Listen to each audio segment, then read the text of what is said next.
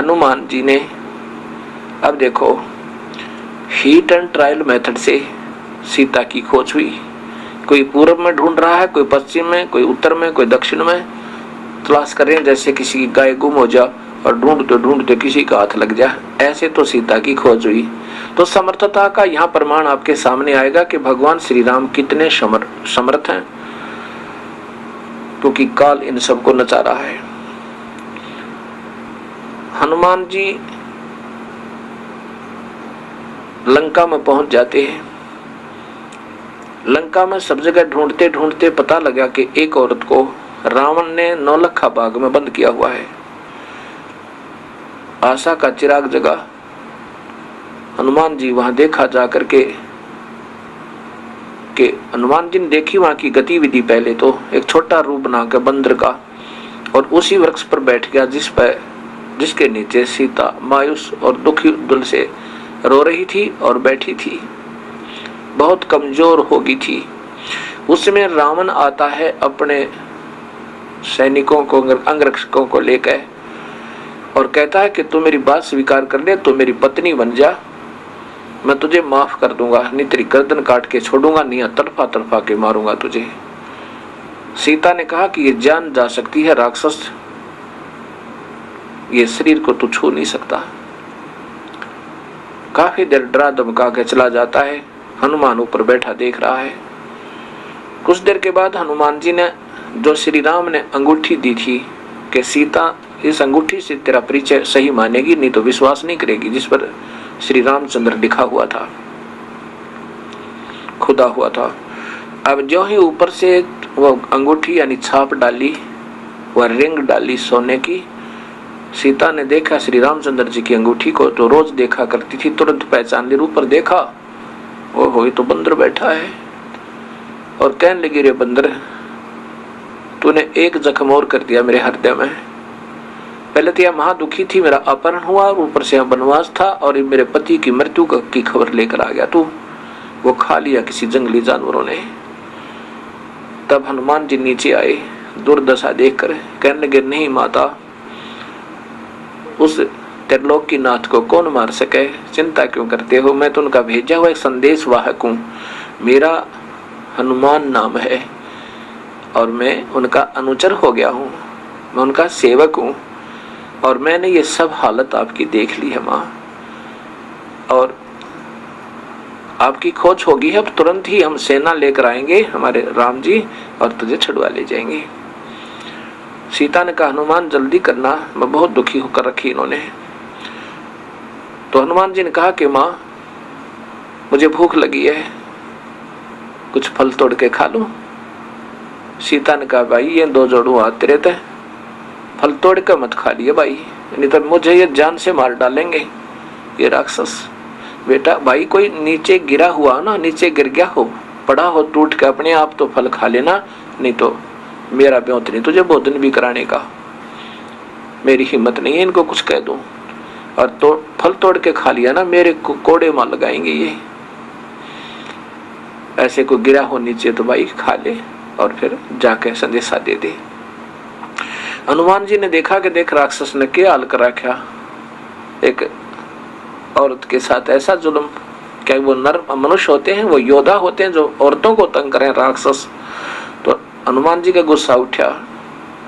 पहले तो खूब तोड़ तोड़ कर फल खाए कि थोड़ी खुराक सी को 5-4 मन में तो ऊंचा क्या होगा, 1-2 क्विंटल खाए तोड़ तोड़ के, और फिर उन वृक्षों को पकड़ के और जड़ से उखाड़े और समुद्र में फेंक दे। तोड़ गिरा सारा बाग न हला हला के। अब रखवाले पकड़ना, उनका एक मुक्का धर दे, धरती में गट जावे, जमीन में जा नुनसा, उसको एक मारे चार पड़े, एक का गदा ठोके 4 मरे। ऐसे वहां तहलका मचा दिया। यह लंबी कथा सबको मालूम है, ज्यादा ना लंबा करके मैं इतना कहना चाहता हूँ।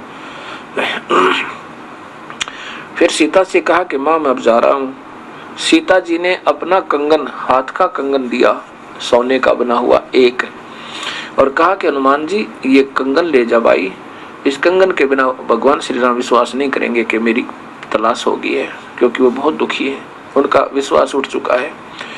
ऐसे ही हनुमान जी वहां से कंगन लेकर वापस छलांग लगाई और एक सुबह सुबह एक पहाड़ी के ऊपर आके वहां उतरा।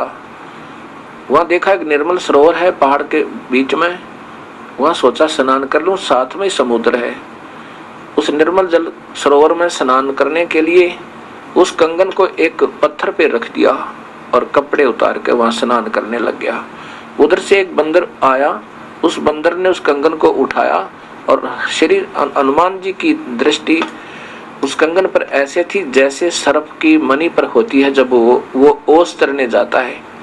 सुबह सुबह ओस चरने के लिए जब सर्प जाता है तो उस मणि होती है उसके पास, तो मणि को रख देता है और ओस चाटता रहता है, एक नजर मणि पर रहती है और कोई आपत्ति दिखा तुरंत भाग के मणि को अपने अंदर मुंह में लेकर भाग लेता, मुख में लेकर। ऐसे हनुमान जी की दृष्टि उस मणि की तरह कंगन पर थी जैसे सर्प की होती है।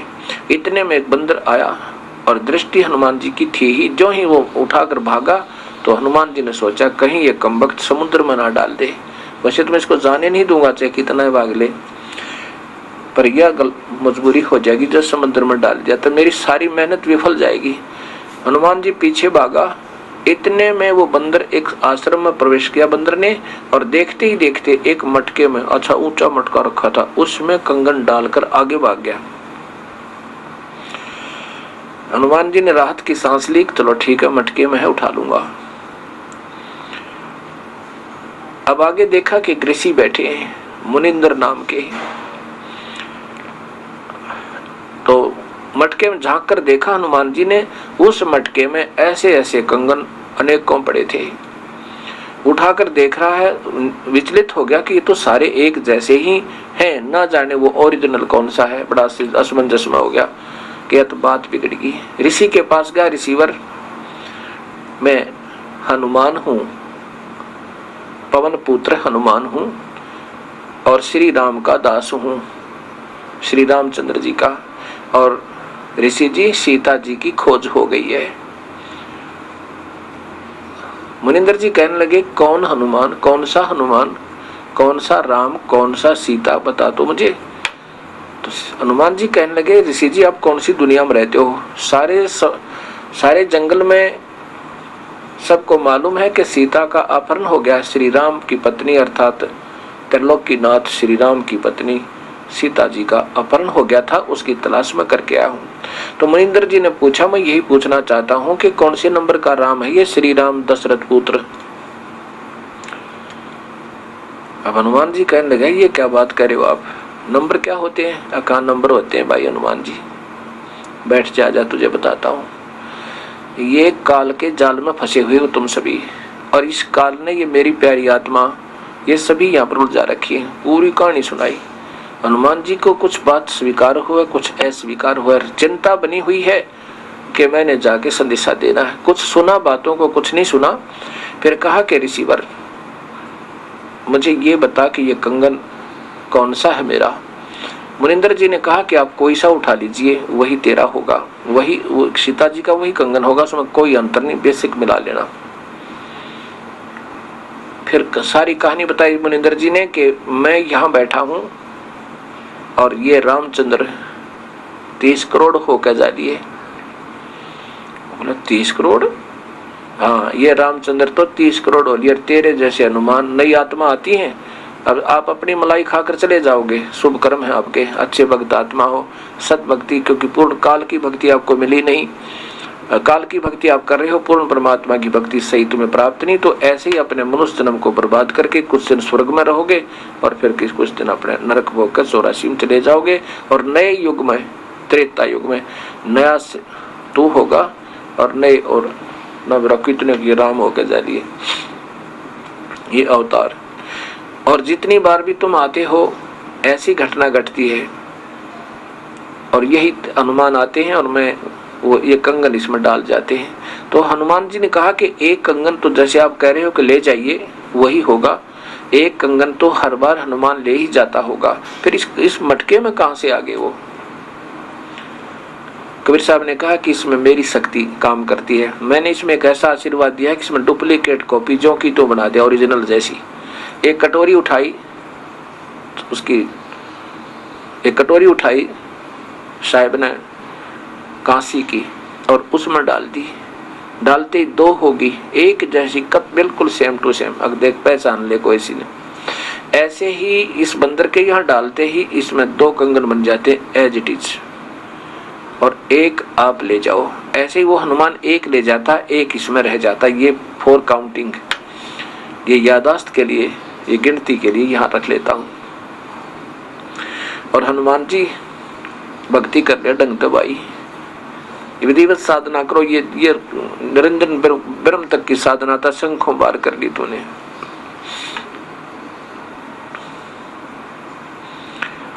अब कबीर साहब क्या समझाते हनुमान जी को। अब मुनिंद्र जी कहने लगा कि हनुमान सोच ले तू।